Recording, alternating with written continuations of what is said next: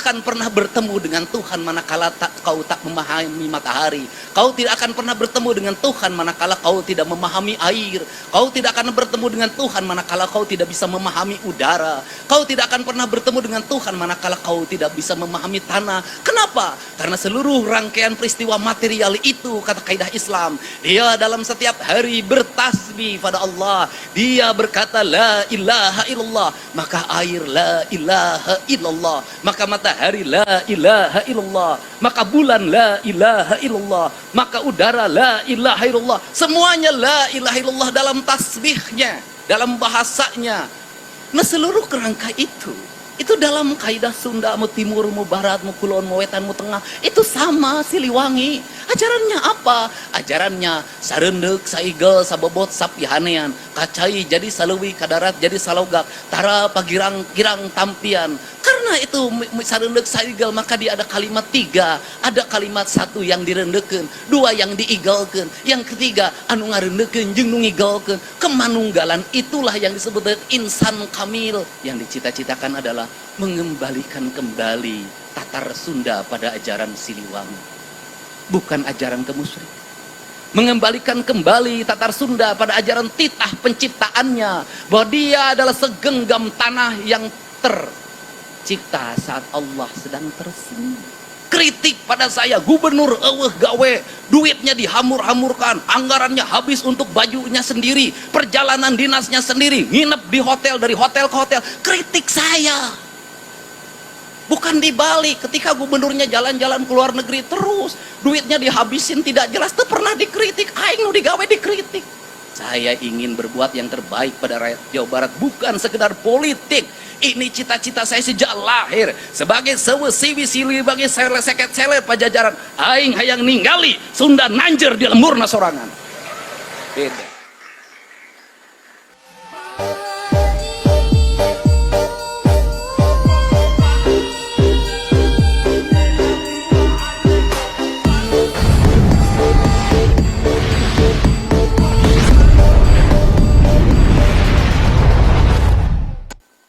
Maka sesungguhnya dalam filsafat dasar ini Teh Rike dan Kang Dede serta Teh Jihan, itu kita bicara tentang filsafat dasar dunia. Pasti dunia terbelah dalam 2 filsafat, yang satu barat, yang satu timur. Barat mengajarkan apa? Barat mengajarkan Bellium contra omnibus, bahwa manusia satu sama lain itu saling menaklukkan, bahwa hubungan manusia dengan alam itu saling menaklukkan. Alam ditaklukkan, dieksploitasi, alam ditaklukkan, dieksploitasi, maka lahirlah revolusi industri. Dari revolusi lahirlah industrialisasi, dari industrialisasi lahirlah kolonialisme, dari kolonialisme lahirlah kemerdekaan. Dari kemerdekaan lahir lagi revolusi industri kedua, lahir ke revolusi kedua kapitalisasi yang berbungkus kesejahteraan dengan model pendekatan orang kaya boleh terus kaya, tapi syaratnya dia harus bayar pajak yang tinggi. Negara memungut pajaknya dikontrol oleh demokrasi dengan trias politika. Trias politika membagi kekuasaan antara legislatif, eksekutif, dan yudikatif. Tujuannya adalah kemakmuran. Maka pajak itu harus melahirkan sistem negara yang menjamin orang miskin punya rumah, orang miskin punya sekolah, orang miskin punya harapan masa depan, ada jaminan kesehatannya, orang miskin punya jaminan hari tua, meski dia nganggur negara tetap menggajinya. Gaji ini diperoleh dari siapa? Dari kaum kapitalis yang membayar pajak dengan mahal pada negara. Negara mendistribusikan untuk melindungi mereka dari cengkraman kapitalisme itu. Apakah kapitalisme melahirkan kemakmuran? Melahirkan keadilan? Melahirkan. Lahir negara-negara besar dan raksasa yang hari ini sedang berhadapan dengan apa? Komunisme yang kapitalisme, yaitu Tiongkok. Nah, kemudian Di wilayah timur dia berkata, pada apa? Kita dengan alam tidak bermusuhan. Kita dengan alam adalah saudara. Kita tidak mungkin bermusuhan dengan tanah karena kita dari tanah. Kita tidak mungkin bermusuhan dengan air karena kita dari air. Kita tidak mungkin bermusuhan dengan udara, menaklukkan udara karena kita dari udara. Kita tidak mungkin menaklukkan matahari karena kita bagian dari matahari itu sendiri. Maka dia adalah persenyawaan. Seluruh persenyawaan itu masuklah nilai yang namanya ruh. Ruh itu mengajarkan rububiyah. Rububiyah itu mengajarkan penghambaan. Maka manusia yang bersenyawa dengan tanah, air, udara, dan mataharinya, dialah manusia yang menghamba pada Tuhannya. Melalui apa? Melalui penghormatan pada tanah, air, dan udara. Nah, kenapa? Karena Tuhan disembah oleh kita. Melalui apa? Melalui kita yang dihadirkan di muka bumi. Tak akan pernah bertemu dengan Tuhan manakala kau tak memahami matahari. Kau tidak akan pernah bertemu dengan Tuhan manakala kau tidak memahami air. Kau tidak akan bertemu dengan Tuhan manakala kau tidak bisa memahami udara. Kau tidak akan pernah bertemu dengan Tuhan manakala kau tidak bisa memahami tanah. Kenapa? Karena seluruh rangkaian peristiwa material itu, kata kaidah Islam, dia dalam setiap hari bertasbih pada Allah. Dia berkata la ilaha illallah, maka air la ilaha illallah, maka matahari la ilaha illallah, maka bulan la ilaha illallah, maka udara la ilaha illallah. Semuanya la ilaha illallah dalam tasbihnya, dalam bahasanya. Maka dalam riwayatnya ada nabi yang memahami bahasa ular, ada nabi yang memahami bahasa binatang. Itu sesungguhnya adalah kerangka pemahaman bahwa manusia yang menjadi penerus Nabi Muhammad SAW, sesungguhnya dia harus bisa memahami bahasa Nabi Sulaiman, harus bisa memahami penyerahannya Nabi Isa alaihissalam, harus bisa memahami kegagahan dalam menguasai teknologi Nabi Musa alaihissalam. Maka seluruhnya diwujudkan dalam nama Nabi Muhammad SAW. Nah, seluruh kerangka itu dalam kaidah Sunda, mu timur, mu barat, mu kulon, mu wetan, mu tengah, itu sama Siliwangi.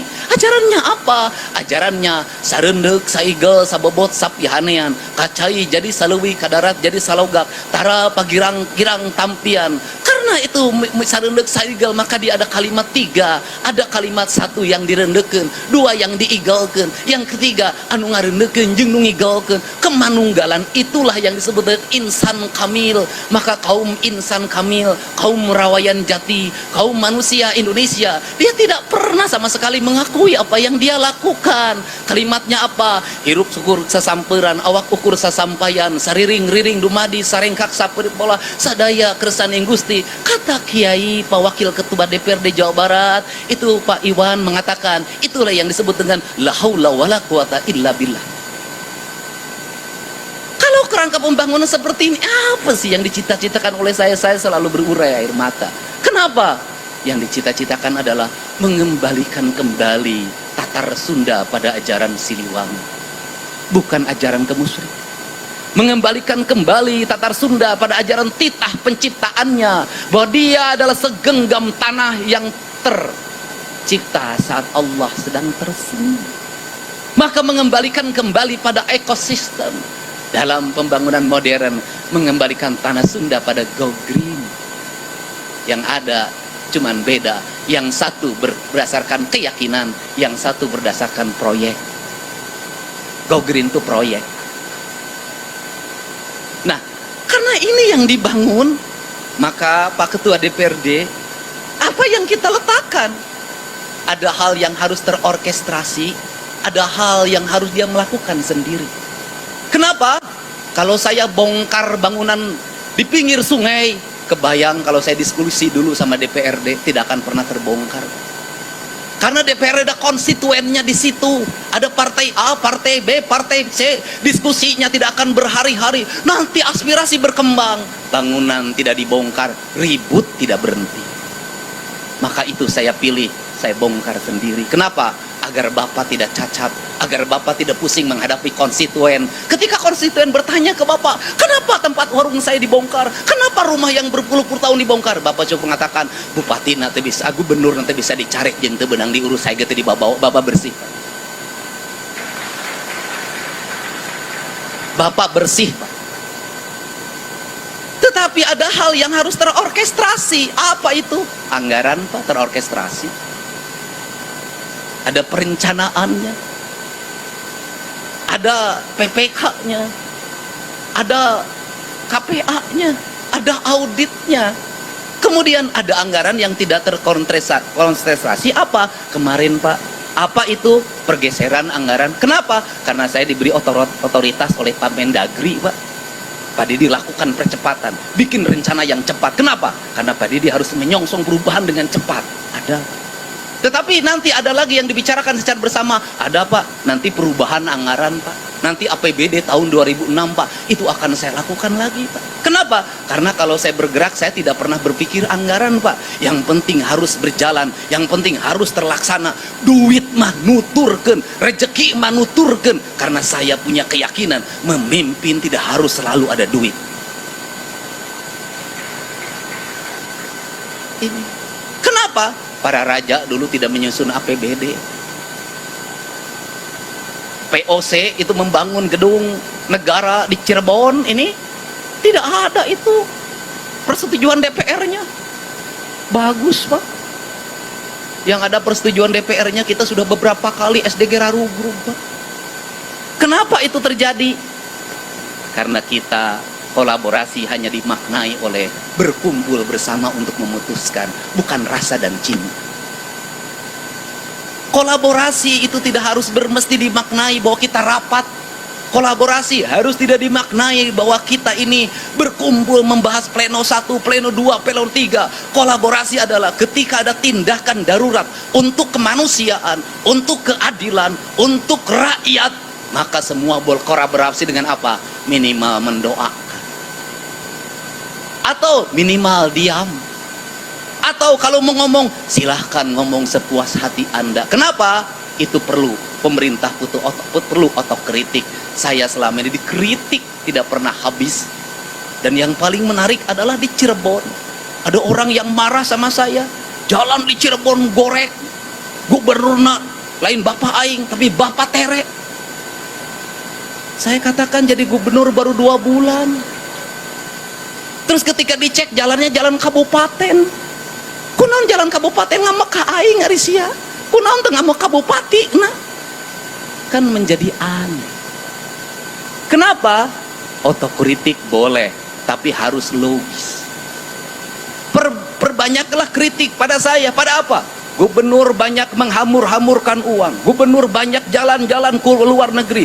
Gubernur lebih banyak menghabiskan kegiatan di Jakarta, di mana-mana. Gubernur tidak ngurus yang sakit, gubernur tidak ngurus sungai yang kotor, gubernur tidak ngurus tawuran, gubernur tidak ngurus anak mabok, gubernur tidak ngurus anak yang setiap hari minum minuman keras, gubernur tidak ngurus anak yang tidurnya rata-rata jam 4 karena setiap malam nonton game online Mobile Legend. Kritik pada saya, gubernur gawe, duitnya dihamur-hamurkan, anggarannya habis untuk bajunya sendiri, perjalanan dinasnya sendiri, nginep di hotel, dari hotel ke hotel. Kritik saya.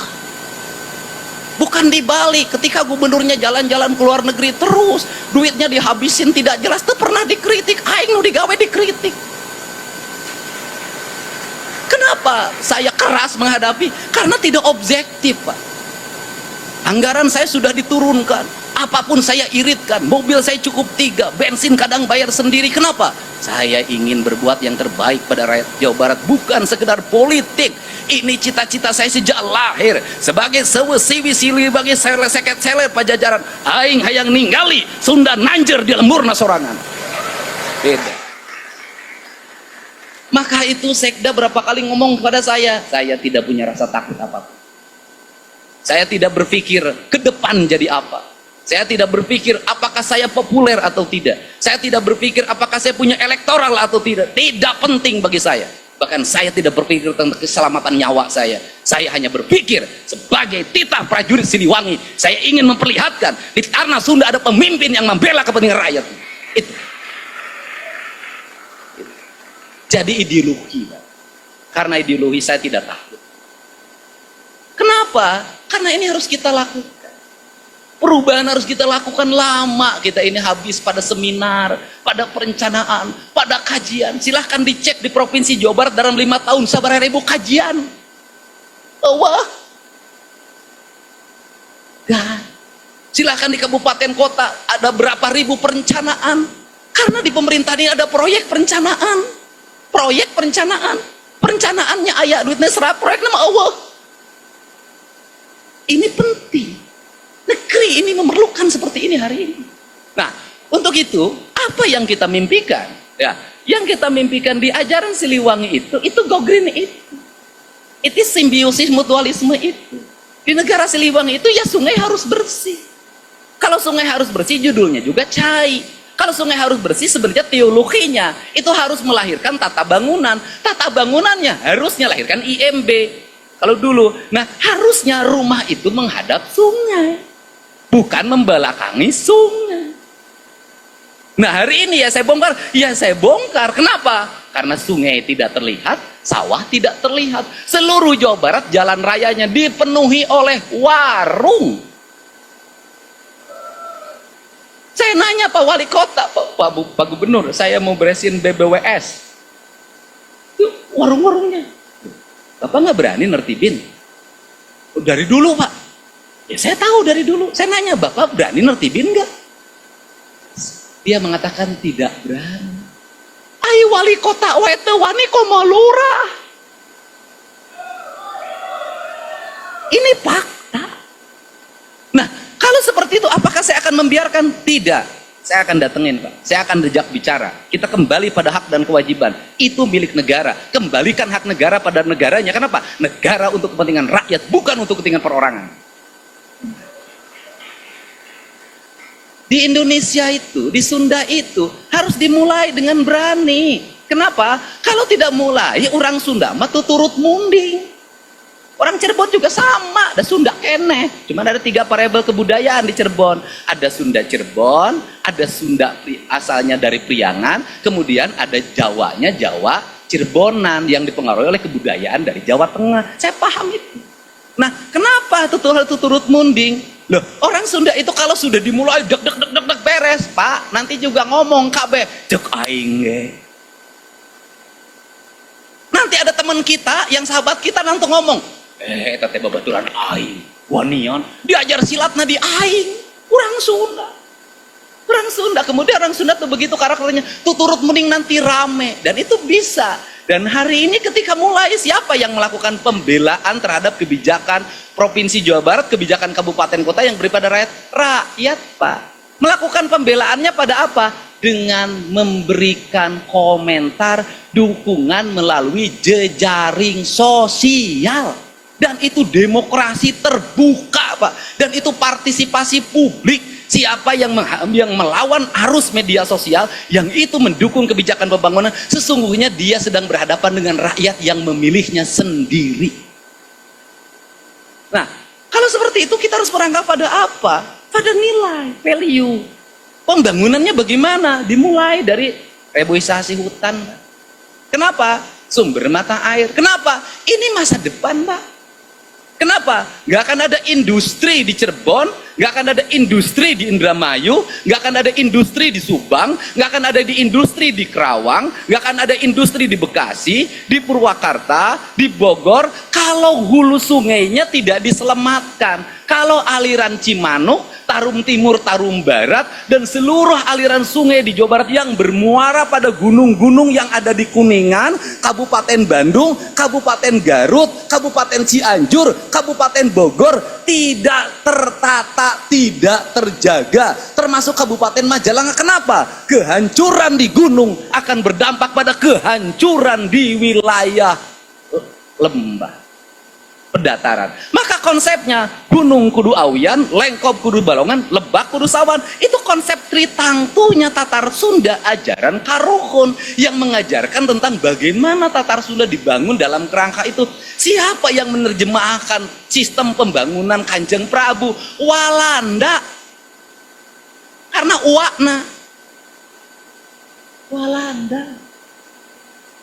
Walanda menjelaskan dalam apa? Satu, di daerah gunung rakyatnya harus tetap kerja agar dia tidak mengambil hutan dengan pohon-pohonnya. Dibuatlah yang disebut dengan sabuk hijau. Sabuk hijau itu berbentuk apa? Perkebunan teh.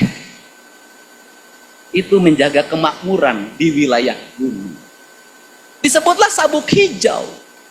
Nah, sabuk hijau ini itu menjaga ekosistem pegunungan. Nah, kemudian sabuk hijau ini juga menjaga aliran sungai. Maka Belanda membangun Tarum Timur, Tarum Barat, Bendungan Walahar, dan berbagai bendungan estetik yang sampai hari ini masih kokoh. Dibuatlah jaringan. Kata Belanda itu, kalau orang Jawa Barat pengen makmur, maka gunakanlah sungai sebagai jaringan transportasi. Itu Belanda. Maka dibuatlah rencana perjalanan dari Cirebon menuju Jakarta, cukup lewat Tarum Timur dan Tarum Barat, nanti masuknya kemudian ke Kalimalang. Karena kalinya salah, bernama Malang terjadi. Karena Kalimalang, harusnya Kalimujur. Ini konsepsinya. Nah, konsepsi itu maka dipadukanlah. Maka listrik yang harus berkembang di Jawa Barat ada pembangkit listrik tenaga air. Maka diterjemahkan setelah itu oleh Bung Karno, lahirlah Jatiluhur. Lahirlah ekosistem perairan. Ekosistem perairan maka lahir pada nama Cai.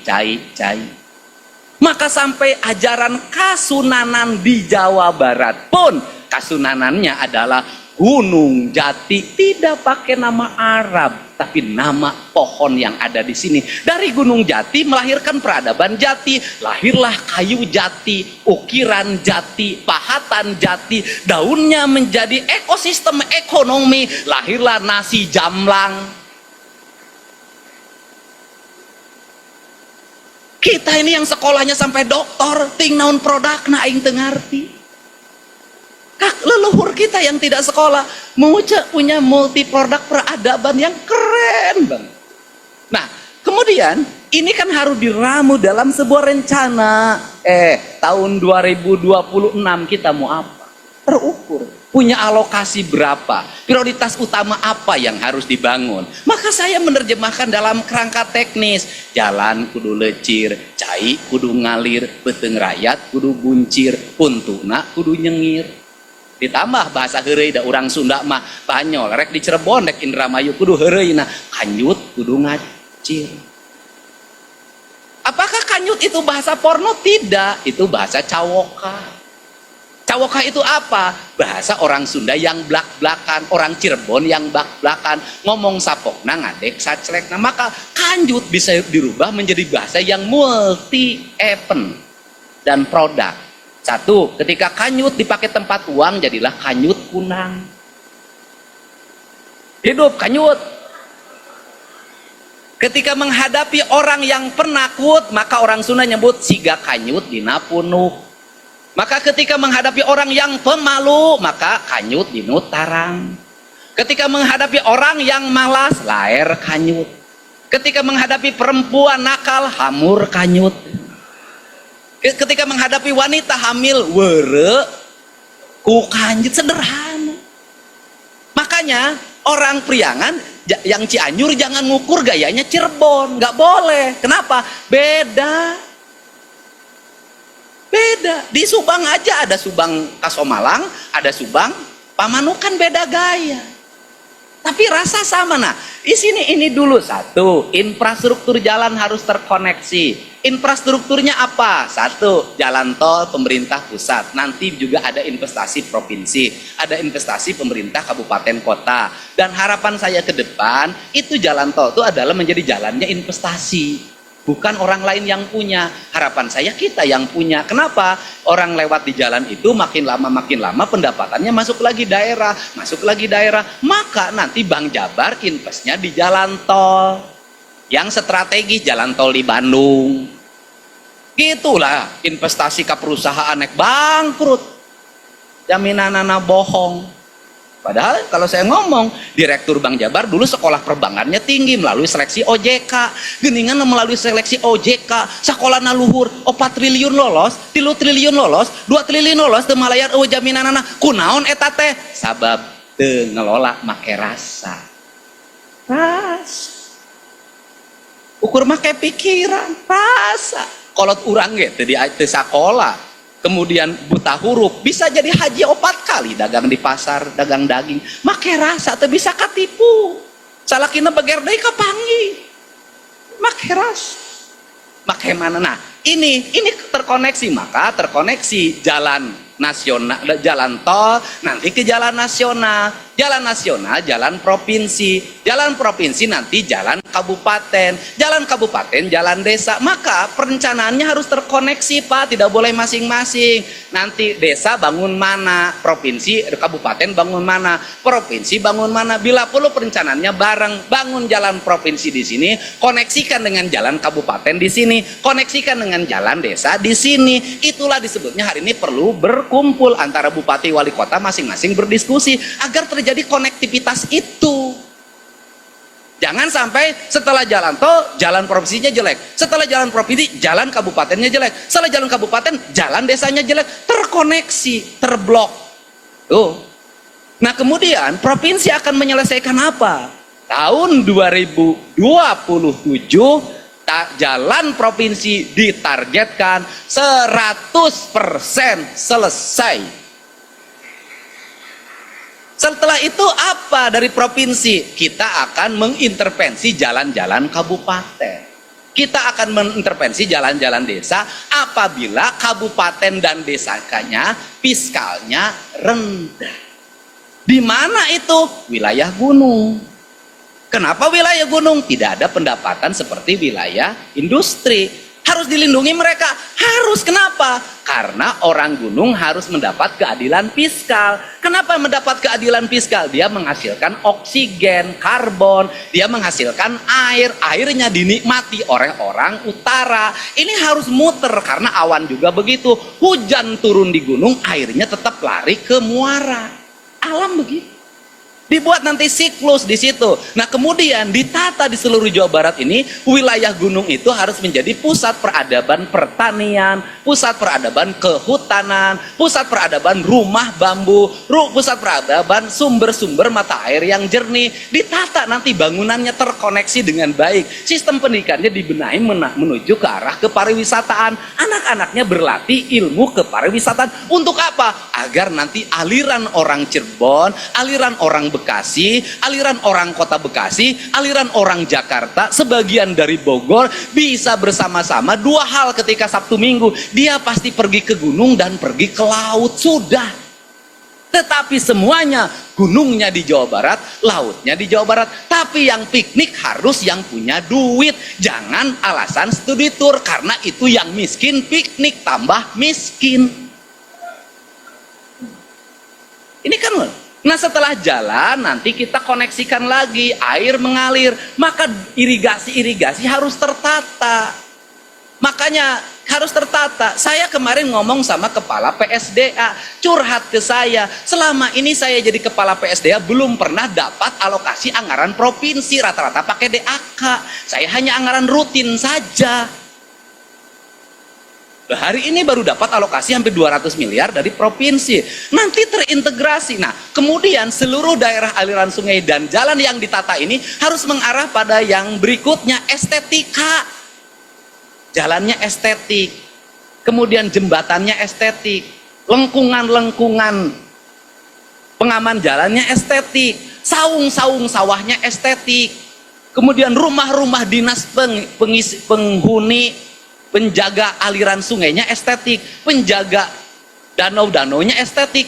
Maka perspektif yang kedua hari ini adalah Bapeda harus punya catatan berapa ribu jumlah mata air di Jawa Barat, sumbernya dari mana, berapa ribu embung, berapa ribu danau, berapa ribu setu, kata orang Bekasi. Diidentifikasi untuk apa? Segera ditata, sertifikatkan menjadi milik negara. Hati-hati kalau tidak segera disertifikatkan. Besok pengusaha datang ke situ, ada hotel, kemudian ada danau, maka dia pagar, dia klaim itu adalah danau dia. Ini aset, Pak. Anggarkan yang cukup. Nah, ini ditata, kemudian nanti bikin desain-desain bagaimana penataan irigasi, saung-saung irigasi, saung sawah. Saya ingin ada konsepnya. Untuk apa? Hamparan Jawa Barat, hamparan tanah Sunda adalah hamparan bumi Katulistiwa yang terpancar dengan siliwanginya, yang terhampancar dengan tata estetikanya. Kan seperti itu. Tetapi ketika mengalami pertumbuhan, tata ruangnya jaga. Jangan sampai ketika diserbu pariwisata mengesampingkan aspek tata kelola tata ruangnya, menyampingkan aspek-aspek perlindungan lingkungannya. Kan kacau. Kenapa kekacauan terjadi? Puncak itu adalah gambaran, dan Cianjur gambaran kekacauan dalam pengelolaan tata ruang. Sikat semuanya, nggak bisa. Ini harus dibuat. Nah, kalau semuanya sudah estetika, maka kita melangkah lagi. Pada apa? Pada pembangunan sumber daya manusia, di mana fasilitas pendidikan harus terintegrasi antara pendidikan dasar, pendidikan menengah, dan pendidikan tinggi. Karena SMP itu menurut saya pendidikan dasar. Nah, untuk itu sekolahnya harus beradab. Maka desain arsitektur sekolahnya harus berarsitektur berbasis lingkungan. Kalau orang Cirebon pakai arsitektur Cirebon, orang Bogor pakai arsitektur Bogor, orang Ciamis pakai arsitektur Ciamis, maka hamparan rumah atau hamparan sekolah itu menjadi hamparan bangunan-bangunan estetika. Setiap sekolah, ruang di setiap kelasnya harus ada toiletnya, harus ada lingkungannya. Sekolah dibuat dalam berbasis kelautan, berbasis pertanian, berbasis kehutanan, berbasis industri. Itu dibuat seperti itu. Nah, setelah itu terkoneksi dengan baik, maka kendalikan jumlah penduduknya. Kenapa? Angka kelahiran di Jawa Barat, mudah-mudahan saya tidak salah, itu 900.000 per tahun. Anda bangun apapun, kalau jumlah penduduk tidak terkendali, mau di mana? Imah narek di mana? Cicing narek di mana? Bekasnya lonjakan penduduk yang besar hari ini sudah menggurus seluruh daerah, aliran sungai habis, sawah habis, industri berkembang iya, tetapi melahirkan manusia yang mengalami problematika lingkungan yang berat. Tawuran tidak berhenti, geng motor tidak berhenti. Kenapa? Lingkungannya berantakan. Nah, ini harus segera diatur. Bagaimana cara mengaturnya? Ya, orang harus mengerti hak dan kewajibannya. Maka saya menyampaikan pada mereka yang memiliki ekonomi yang berat maupun yang kaya, menurut saya dua-duanya sama, segera lakukan program keluarga berencana. Ini di era Pak Harto, program ini boomingnya luar biasa. Menteri Haryono Siono sampai hari ini masih sering memberikan pandangan. Kenapa? Kecemasan bonus demografi itu bisa menjadi keberkahan, bisa menjadi Oke, kalau negerinya kayak Tiongkok, negaranya tersistem, pemerintahnya kompak, ideologi komunisnya berbasis kapitalisme, dia bangun negara dengan cepat, teknologi berkembang, yang melawan negara turun, tentaranya turun, akhirnya negara menjadi raksasa. Ketika raksasa dia hadapi negara besar, setelah itu dia investasi, bikin kereta cepat, bikin bandara di mana-mana, bahannya dari dia, orang dia yang kerja, duitnya dari dia, kita setor. Mending kalau kayak mereka, kita belum kayak mereka. Kalau modelnya seperti ini terus, jumlah orang yang terlalu banyak, mau di mana nyimpennya, Pak? Sudahlah, saya ini tukang keliling masyarakat, Pak. Ada satu rumah isinya 21 orang, Pak. Ada satu kontrakan isinya 13. Hanya satu kamar mandi dan tidak ada kamar tidur, kontrakan dengan harga 400.000. Isinya 13 orang, pasangan itu punya 11 anak. Betul, bahwa semuanya Allah, betul. Tapi kan Allah juga nyuruh kita membuat rencana hidupnya. Sudahlah. Nah, boleh juga kalau mengatakan, udah mah rezeki ti Gusti Allah, pokoknya kabar rezeki ti Allah, boleh berkata seperti itu. Tapi lamun ngajuru teu bisa mayar, tong datang ke aing. Kalau sakit tidak bisa bayar, jangan datang ke saya. Kalau rumahnya roboh, jangan datang ke saya. Anda masuk dalam teologi fatalistik. Gak bisa. Begitu. Kan faktanya, rumahnya roboh, sakit di rumah sakit tidak bisa bayar. Betul, tapi negara kita kan belum bisa memberikan jaminan yang sempurna, Pak. Ada BPJS, tidak semuanya ditanggung BPJS. Budak di kadek tidak bisa dipakai BPJS, nggak bisa. Anak korban geng motor tidak bisa pakai BPJS. Aki-aki tukang jagung di Tasik, patah tangannya oleh gear motor, tidak bisa pakai BPJS. Masih mending sekarang ada gubernur yang bisa mengintervensi. Ayo datang di Pangmayar. Kalau gubernurnya tuli mau gimana? Sudahlah. Kita ini harus rasional. Nah, Kemudian setelah itu sudah terkendali keluarga berencananya, maka sistem lingkungannya harus segera dibenahi. Kesehatan warga harus dijamin. Kesehatan warga bukan pada jaminan BPJS. Kesehatan warga dijamin dengan pola hidup kita yang sehat. Sudah. Barang kita kalau masuk Amerika, mau masuk luar negeri, kalau ada unsur kimianya diterima. Ada unsur pestisidanya balik. Tapi produk impor luar negeri buah-buahan semuanya penuh dengan pestisida. Orang lain memproteksi rakyatnya dengan kebijakan negaranya demi keberlangsungan negaranya. Mereka kokoh, barang terbaik tidak boleh dijual. Hal yang terbaik tidak boleh. Di kita terbalik, yang organik diekspor, yang kimiawi dihakat. Apa yang terjadi? Rumah sakit penuh Pak tiap hari. Puskesmas penuh tiap hari Pak. Negara akan menghabiskan uang bertriliun-triliun untuk apa? Berobatnya rakyat. Caranya bagaimana? Kembalikan pendidikan pada karakternya. Anak-anak bawa bekal sekolah. Sebelum ada MBG berlangsung 100%. Kemudian untuk apa? Agar nasinya dapat disiapkan oleh ibunya. Ikannya disiapkan oleh ibunya. Airnya disiapkan oleh ibunya, air putih atau air teh, dibawa ke sekolah, dimakan secara bersama-sama. Ke sekolahnya jalan kaki dengan jarak tempuh yang memadai, yang terlalu jauh dipersilahkan menggunakan kendaraan. Untuk apa? Anak-anak kita agar kokoh kakinya, agar kokoh jantungnya, agar kokoh paru-parunya, agar kokoh ginjalnya. Setiap hari anak-anak kita minum air putih secukupnya. Dia menjadi anak-anak hebat yang usianya 100 tahun, 90 tahun. Anak-anak kita hari ini kakinya tidak pernah berjalan, tidurnya jam 4. Setiap hari lihat layar HP. Kemudian minumnya adalah minuman berkemas yang dibeli dari warung dengan gulanya saya meragukan. Makanannya makanan yang tersebar, minyaknya 3 minggu tidak diganti. Apa yang terjadi? Anak-anak kita lemah, mudah sakit. Bahkan saya mendapat informasi masuk TNI hari ini banyak yang lari kemudian loncat dari mobil kakinya patah, kakinya keseleo, main pancok tangannya patah. Anak-anak kita hari ini tulang-tulangnya rapuh, ginjalnya rusak, paru-parunya rusak. Diperlukan apa? Diperlukan kebijakan, bukan duit kebijakannya. Kebijakan merubah mindset orang Jawa Barat agar menjadi bangsa unggul, bangsa yang bisa bersaing dengan siapapun, tidak menjadi penonton di negerinya sendiri. Itu yang saya ingin. Nah, ini jangka panjang. Kalau sudah seperti itu, maka konsepsi pembangunan yang terintegrasi itu nanti masuk dalam fase yang keempat. Kalau jalannya sudah pada mulus, rumah rakyat miskinnya pada bagus, aliran listriknya terkoneksi, airnya terintegrasi dengan baik, listriknya sudah semuanya caang seluruh Jawa Barat, kemudian birokratnya sejahtera, rakyatnya sejahtera, maka kita berpikir tentang investasi. Uang jangan dihabis-habiskan, kita kelola di BJP.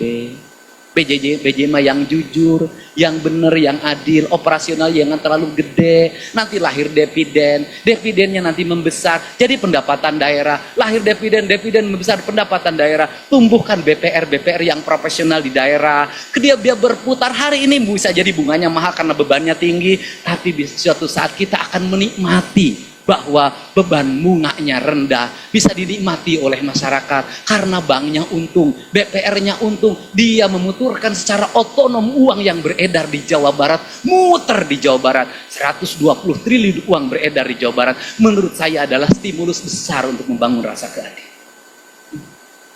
Dan seluruh cita-cita besar ini hanya akan bisa diwujudkan dengan pikiran, tindakan, dan kebersamaan. Seluruh kebersamaannya saya mohon maaf pada Pak Ketua DPRD, Pak Wakil Ketua, para Ketua Fraksi, para Ketua Komisi, para anggota, apabila tindakan-tindakan saya dianggap tidak mengikuti orkestrasi yang sudah ada.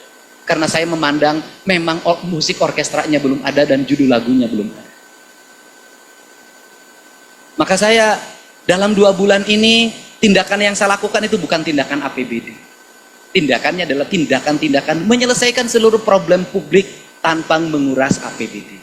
Kalau saya jujur Pak, saya tanya Sekda, angka 6 miliar untuk pendidikan berkarakter saya baru tahu kemarin. Saya sendiri tidak tahu. Karena itu angka yang dinas pendidikan. Saya kan tidak mungkin baca satu-satu.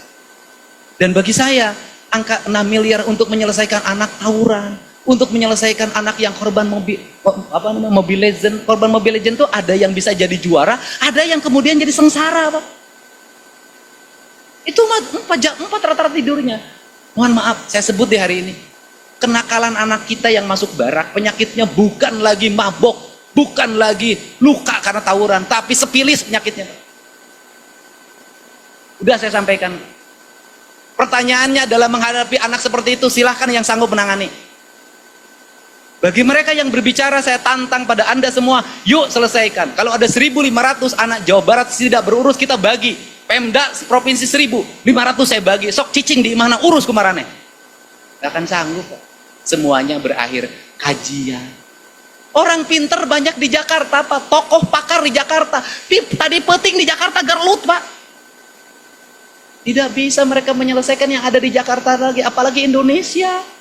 Kalau punya komitmen dan konsistensi untuk menjaga anak, dan kalau ngomong perlindungan anak, Pak, lindungi anak Indonesia dari geng motor, lindungi anak Indonesia dari game online, lindungi anak Indonesia dari makanan yang beracun, lindungi anak Indonesia dari eksimer, dari obat-obatan yang dibeli 10.000 4 biji, lindungi anak Indonesia dari ciu, lindungi anak Indonesia dari berbagai kekerasan dalam hidupnya, lindungi mereka, buat aturan, buat kebijakan, lakukan tindakan yang nyata dan terukur, bukan hanya bicara. Negeri ini tidak akan hanya selesai dengan kata-kata. Sudah. Nah, untuk itu ini yang menjadi orientasi, sehingga mari kita bersama-sama wujudkan seluruh mimpi itu dengan baik, dengan tahapan pembangunan yang terencana dan terkelola. Dan seluruh rangkaian yang ada kalimat yang tadi terangkai, jujur saja, saya tidak pakai konsultan, saya tidak pakai orang-orang yang pinternya tinggi-tinggi, saya lebih banyak menggunakan kata hati saya yang saya dapat lewat pengembaraan dan pertepaan melalui keliling Jawa Barat tidak pernah henti. Saya sudah keliling di 2.500 desa di Jawa Barat. Saya sudah tahu karakter setiap daerah. Dan kemudian air mata saya terurai. Kenapa? Ternyata ucapan dan bahasa disampaikan dengan orang yang memiliki ketulusan hati, itu bisa meruntuhkan jiwa. Dan itu tercermin dengan kukuh yang disampaikan oleh seorang gadis cilik dari Cigugur Kuningan yang dia bercerita tentang ingin gunung Ciremainya terjaga, ingin mata airnya terjaga, ingin eksploitasi pariwisata tidak menghancurkan sendi-sendi moralitas dan lingkungan. Dan saya ingin agama itu adalah nilai-nilai yang terwujud dalam tata nilai moralitas hidup yang baik, tata nilai bangunan yang indah, tata nilai air yang mengalir, tata nilai gunung yang rentul, tata nilai sawah yang ngampar. Saya ingin agama itu lahir dalam sebuah bentuk peradaban yang bisa dilihat dan dirasakan oleh seluruh masyarakat. Dan saya membangun simbol-simbol itu dalam setiap ekskresidenan yang saya menyebutnya kantor gubernur wilayah, saya menyebutnya Jaya Dewata, dan menimbulkan otokritik. Saya kadang aneh sama rakyat Indonesia ini. Ketika gedungnya diurus, dikasih lampu, maka orang ribut mengkritik. Ketika gedungnya gelap, tidak terurus, berpuluh-puluh tahun tidak ada satupun orang yang berkomentar. Ternyata orang Indonesia itu senang mengkritik orang yang bekerja, dan senang yang dia membiarkan orang yang tidak bekerja. Pengen jadi gubernur nyaman, gampang, nikmat, anggaran 29 triliun, kunaon kudu pasea segala, capek-capek, cukup kompromi dengan teman-teman DPR, cukup kompromi dengan teman-teman yang di lingkungan Pemda Jabar, sudahlah kita bagi habis anggaran, kita jalan-jalan bareng, kita nyanyi bersama-sama, di sini senang, di sana senang. Saya tidak akan pernah ada yang mengkritik. Tetapi saya 5 tahun meracuni, dan saya takut saya itu durhaka pada leluhur saya yang menitipkan saya untuk mengurus tempat ini. Kemudian, siapa sih guru saya? Guru saya itu ada 2 di sini. Satu, Dyah Pitaloka, yang meninggal ketika dia lebih memilih bunuh diri daripada dianggap sebagai sesembahan. Teh Rike, silahkan berdiri Teh. Waduh, tepuk tangan. Sempat mencalonkan diri jadi gubernur, hampir menang kalau sebulan lagi. Nah, tetapi ide dan gagasannya saya menggunakannya dan menjadi tindakan hari ini. Dan perempuan Sunda itu lebih baik mati berkalang tanah daripada hidup menjadi persembahan penaklukan kekuasaan. Beda jeung numpoe ieu daripada teka beli skincare mending keneh ngorbankeun diri jeung raga. Harus segera dibenahi. Ini kenyataan. Yang kedua ada Prabu yang turunan Galuh. Namanya juga Macan. Ya kan? Kang Dede Macan Effendi. Dede Yusuf. Ini turunan Galuh, Pak. Saya tahu, Pak. Nah, sempat mencalonkan jadi gubernur juga. Ternyata oleh Allah tong waka Kang Dede, engkewe Kang Dedi menjadi gubernur.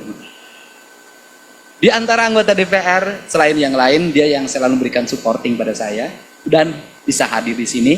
Mudah-mudahan kita semua kasepuhan yang Sumedang Larang, kemudian kasepuhan yang di Cirebon, baik Kasultanan maupun kasepuhan, saya mengucapkan terima kasih. Mohon maaf kalau ucapan saya tidak berkenan. Secara genetik memang saya bukan turunan dari Sri Baduga Kanjeng Prabu Jayadewata, tetapi secara ideologis saya adalah pengikut utama dan sudah melewati masa-masa sulit ketika menjadi wakil bupati dan bupati Purwakarta. Babad alas amr sendirikan judul. Berikanlah pada kami ruang untuk membangun peradaban Sunda dengan baik. Dengan saya mohon mudah-mudahan Kasultanan, Kasepuhan, Kanoman yang ada di sini bisa menjadi tetenger atau ciri dari sebuah peradaban yang tersisa. Terakhir, saya tuh suka gatel kalau lihat jalan kanan kiri tidak terurus, lampunya tidak tertata. Mohon maaf ke Pak Wali Kota Cirebon dan Bupati Cirebon.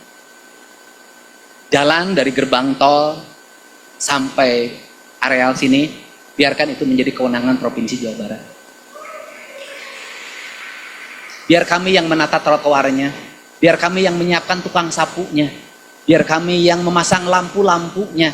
Karena kami ingin menghadirkan leluhur kami di tempat ini dengan baik. Dan itu akan saya berlakukan nanti di Cirebon, di Bogor juga begitu. Saya akan berlakukan di Garut juga begitu. Karena ini tetengger. Anda boleh mengatakan leluhur itu sudah tidak ada. Bagi saya, leluhur itu ada. Dia akan selalu datang ke tempat-tempat yang dimuliakan oleh anak cucu. Dan dia akan pergi manakala tempatnya tidak diurus dengan cucunya. Ajarannya dari siapa? Dari NU, Pak. NU ngajarin apa? Ngajarin sholawatan. Sholawatan itu kemudian ngajarin marhabaan. Ngajarin apa lagi? Tawasulan. Apa itu seluruh ajaran itu? Ajaran itu mengajarkan bahwa Nabi itu ada di hadapan kita. Nabi dan para sahabat itu ada. Saya menganut paham itu dan saya mengatakan leluhur Sunda ada di sini dan melihat kita semua mau dikemanakan tanah air yang menjadi titipannya. Untuk itu saya ucapkan terima kasih. Mohon maaf nanti jajaran TNI, Polri, darat, laut, udara akan terlibat dalam pembangunan di Jawa Barat. Nanti yang angkatan laut agar jaga bibir pantai tetap nantiasa bersih, jaga muara sungai agar setiap bersih. Udara, angkatan udaranya juga jaga agar tidak terlalu banyak tiang-tiang mercusuar yang itu mengganggu konektivitas udara. Memantau penambangan liar, memantau area-area pegunungan itu penting. Potret udara, angkatan udara, angkatan darat ikut menata, kepolisian ikut menata semuanya. Saya yakin itulah cermin dari cerita wayang namanya cerita dari Amartapura, di mana di situ Gatot Kaca angkatan udara, Anterja angkatan darat, kemudian Jakatawang angkatan laut, dan kemudian juga ada satu satri yang bernama anaknya Abimanyu itu angkatan daratnya. Ini semuanya cerminan. Mudah-mudahan pertemuan ini adalah pertemuan kebahagiaan, pertemuan harapan. Sekali lagi saya mohon maaf pada teman-teman DPRD apabila belum menjadi bagian dari orkestrasi. Di perubahan anggaran saya adalah orkestrasi dari seluruh musik ini. Saya ucapkan terima kasih. Insya Allah seluruh, dan saya juga ngerti, saya juga pernah jadi anggota DPRD. Saya berulang-ulang berkata, sekda mangeunah tunjangan 50 juta 70 juta teh ku pamajikanana hungkul beda jeung dewan tunjanganana geus eueuh dipotong Bang Jabar. Ya kan? Kemudian mengharapkan dari perjalanan dinas Pak tinggal 400.000 Pak. Sedangkan konstituen tiap hari datang anu maot, anu kawinan, eta teh nu dewan pamajikan anak hiji nu dua leuwih bangga. Kan saya juga ngerti pernah jadi anggota dewan, ngandalkeun gaji mah eueuh Pak, eueuh beak, eueuh Pak. Kudu aya nu sejena, tetapi yang sejennya kita cari jalan yang halalan thayyiban. Ku tahu yang ku mau, aku hafal kerdip matamu. Dan aku hafal apa yang menjadi kegelisahanmu. Pemilu yang kemarin meninggalkan luka yang terdalam. Yang sampai hari ini belum bisa dikasih perban. Karena perbannya oleh gubernur digunting dalam pergeseran. Saya ucapkan terima kasih untuk semua. Para kubu, terima kasih. Saya kubu hadir. Ya. Ke depan, dana desanya kelola dengan baik. Dibikin blok nanti mohon diarahkan kepada Badan Pemberdayaan Masyarakat Desa. Pembangunan desa itu di blok.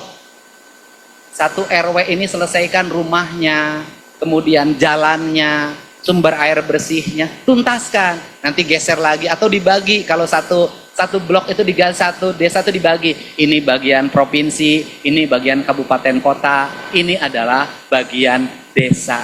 Kalau anggarannya terus pada administratif tidak akan selesai. Terakhir mungkin akan bertanya, sesungguhnya kalau Pak Ketua DPR mengatakan perlu ada orkestrasi, saya itu tidak pernah nempelin foto saya dan wakil gubernur saya.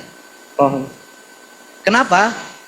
Karena kami itu sudah menjadi bagian dari orkestrasi, bukan pribadi. Tidak ada lagi, seluruh baligo nggak ada ditulisin apa. Baju pun tidak ada, itu biasanya kalau pemimpinnya partai A, partai hejo dihejokeun kabeh. Pemimpinnya partai berem diberemkeun kabeh, tapi sanggup kudu berem. Partai kemudian partai apalagi kuning dikuningkan semua. Saya di Provinsi Jawa Barat hari ini tidak pernah membawa warna dalam kebijakan pembangunan. Tidak ada baligo yang selalu dipasang di daerah-daerah. Bahkan saya minta yang di desa-desa pun sudahlah itu tiang-tiang baligonya dibongkarin saja, menghambat estetika terpantes lah.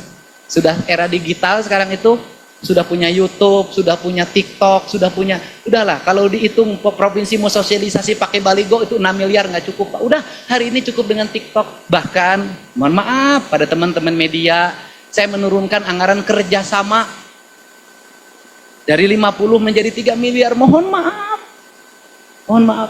Kenapa? Karena ingin anggaran ini saya manfaat.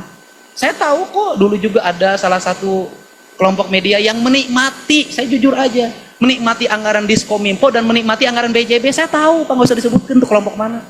Saya tahu, dan hari ini paling galak sama saya. Nah, saya tahu, gitu loh.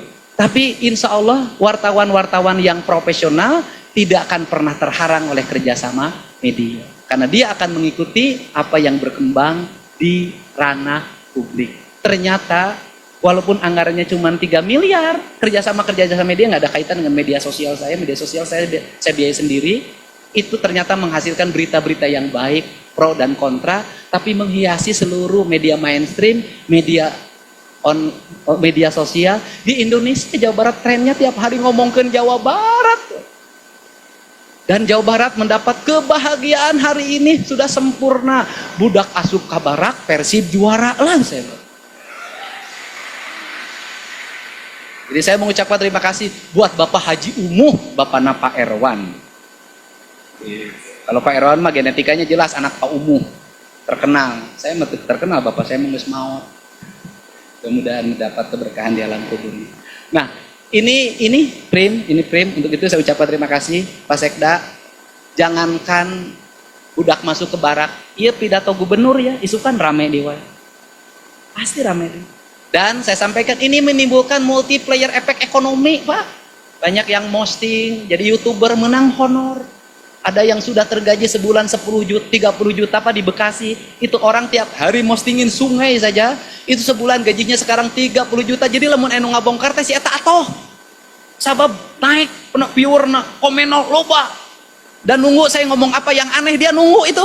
Nanti rame lagi. Ternyata omongan-omongan saya telah melahirkan pekerjaan-pekerjaan baru bagi masyarakat Jawa Barat. Konten-konten kreator. Dan anggota DPR yang mengkritik saya habis, insya Allah penontonnya banyak. Viewernya tinggi, persoalan dibully eta mah resiko.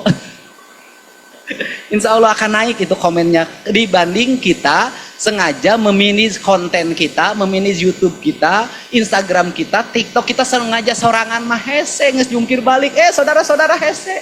Sosialisasi nu ka daerah teu daek naik viewerna henteu, Pak. Bagaimana anggota dewan igir naik viewernya? Gampang, Pak. Ngilu ngarugurugeun imah sisi solokan pasti naik, ya.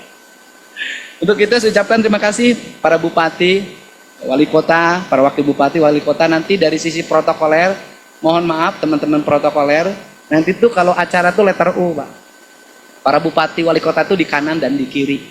Mereka di depan itu adalah penggawa kanan, penggawa kiri, di tengahnya adalah musbidah dan seluruh jajaran tokoh. Dan jangan lupa itu nanti di sini harus berjejer lambang-lambang kebesaran bupati, wali kota, kabupaten kotanya se-Jawa Barat dalam bentuk ini apa namanya? Bendera-benderanya didesain dengan baik. Ini coba dibikin setiap kabupaten kota itu lambang kita dibuat, didesain, dijahit, kemudian dibikin tenunan yang indah, kainnya kain yang baik, itu nanti berjejer. Maka ini adalah musrenbang seluruh rakyat Jawa Barat, bukan musrenbang Pemprov Jawa Barat. Terima kasih semuanya. Semoga Allah Subhanahu wa taala melindungi kita semua. Semoga seluruh cita-cita dan harapan kita mewujudkan Jawa Barat istimewa terwujud. Lembur diurus, kota ditata, Jawa Barat istimewa. Persib juara, rakyat Jabar makin menyala. Wallahu muwaffiq ila aqwamit thoriq. Assalamualaikum warahmatullahi wabarakatuh.